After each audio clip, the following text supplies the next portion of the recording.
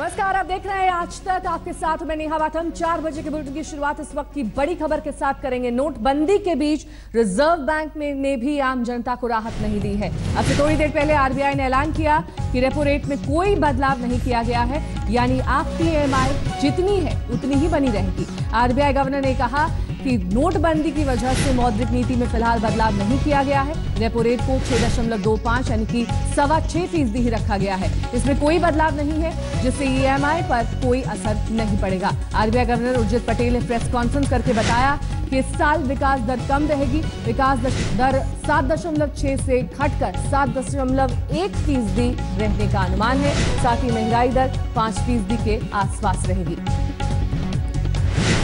तो जिस बात की उम्मीद की जा रही थी कि आपकी ब्याज दरें घट जाएंगी, उन सभी उम्मीदों पर विराम लगा दिया आरबीआई गवर्नर ने। उन्होंने ब्याज दरों में कोई बदलाव नहीं किया है। Repo rate, reverse repo rate में भी कोई बदलाव नहीं।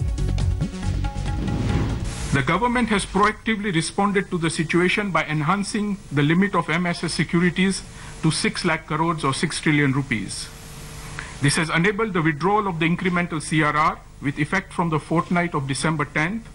Banks will no longer have to bear the burden of the incremental CRR, as they will be adequately compensated through the coupons on MSS securities.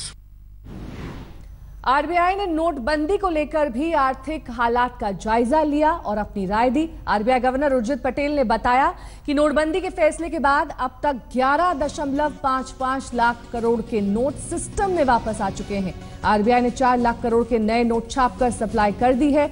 साफ ये भी हुआ है कि 1,000 रुपए के नए नोट को छापने पर अभी कोई विचार नहीं किया गया है। आरबीआई गवर्नर ने यह भी कहा कि हालात सामान्य होते ही एटीएम और बैंक से कैश निकालने की सीमा खत्म कर दी जाएगी। कैश की किल्लत पर आरबीआई गवर्नर ने कहा कि 500 और 100 रुपए के नोटों को छापने के लिए पिछले 2 हफ्ते से जोर दिया जा रहा है। नोटबंदी से आरबीआई की बैलेंस शीट पर कोई असर नहीं पड़ा है। आरबीआई का कहना है कि नोटबंदी का फैसला आर्थिक मुश्किलों को कम करने के लिए लिया।